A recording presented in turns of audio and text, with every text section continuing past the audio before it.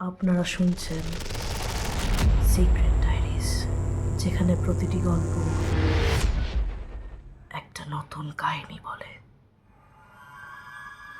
প্রতিটি শব্দে আছে আতঙ্ক, আর প্রতিটি গল্পে আছে আপনার রাতের ঘুম কেড়ে নেওয়ার ক্ষমতা। সাহস করে শুনতে পারবেন তো? তাহলে চলুন শুরু করা যাক আজকের নতুন এপিসোড। হেস্টিংস হাউস, আলিপুরের ভৌতিক প্রাসাদ। আলিপুরের শান্ত পাড়ায় দাঁড়িয়ে আছে এক পুরনো প্রাসাদ, হেস্টিংস হাউস। এখন এখানে বিশ্ববিদ্যালয়ের এক অংশ রয়েছে, ছাত্রীরা পড়াশোনা করে, কিন্তু বাড়ির গায়ে গায়ে লেগে আছে অদ্ভুত রহস্য। আজকের গল্প হচ্ছে হেস্টিংস হাউসকে ঘিরে। 1800 শতকে এটি তৈরি হয়েছিল ভারতের প্রথম গভর্নর জেনারেল ওয়ারেন হেস্টিংসের জন্য। শোনা যায় মৃত্যুর পরও হেস্টিংস নাকি এ বাড়ি ছাড়েননি। রাত গভীর হলে অনেকেই শুনেছেন ঘোড়ার টকবক শব্দ, যেন 4টি ঘোড়া টানা এক গাড়ি প্রাসাদের সামনে এসে দাঁড়ালো, তারপর হঠাৎ মিলিয়ে যায়। লোকেরা বলেন হেস্টিংস নাকি খুঁজছেন তার হারানো কাগজপত্র, সেই রহস্যময় কালো বাক্স। শুধু হেস্টিংস নয়, এখানে নাকি এক সাদা পোশাকের মহিলাও দেখা যায়, হাতে প্রদীপ, চুপচাপ করিডোরে হাঁটেন।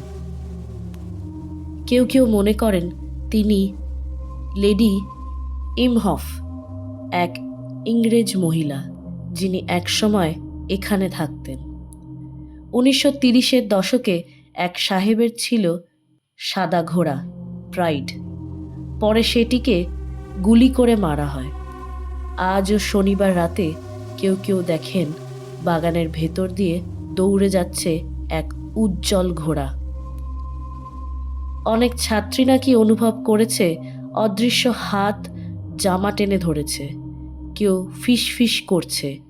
কখনো আবার এক ছোট্ট ছেলের আত্মাকে বাগানে দেখা গেছে, সে নাকি ফুটবল খেলতে গিয়ে মারা গিয়েছিল। 2016 সালে এক ছাত্রীর অভিজ্ঞতা সবাইকে শিউরে তোলে। সে একা ছিল হোস্টেলের এক পুরনো ঘরে। হঠাৎ রাত দুপুরে শুনতে পেল একটি ঘণ্টার শব্দ। করিডোরে বেরিয়ে দেখে সাদা পোশাক পরা এক মহিলা প্রদীপ হাতে দাঁড়িয়ে। তিনি ধীরে ধীরে মুখ ঘোরালেন, কিন্তু মুখে চোখ মুখ কিছু নেই, শুধু অন্ধকার। ছাত্রীটি চিৎকার করে অজ্ঞান হয়ে পড়ে।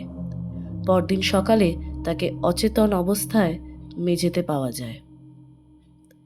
আজও অনেকে বলেন হেস্টিংস হাউস কেবল ইতিহাস নয়, এটা একটা অদৃশ্য জগতের বাসস্থান। যারা এখানে রাত কাটিয়েছেন তাদের মতে এই বাড়িতে সময় থেমে গেছে। মৃতরা এখানে হাঁটে, আর তারা এখনো এখানেই থাকে। এই ছিল হেস্টিংস হাউসকে ঘিরে কিছু রহস্যময় ভৌতিক ঘটনা। যদি আজকের এপিসোড ভালো লেগে থাকে আপনাদের, তাহলে অবশ্যই লাইক, কমেন্ট, শেয়ার, সাবস্ক্রাইব করবেন, আর বেল আইকনে ক্লিক করতে কিন্তু ভুলবেন না।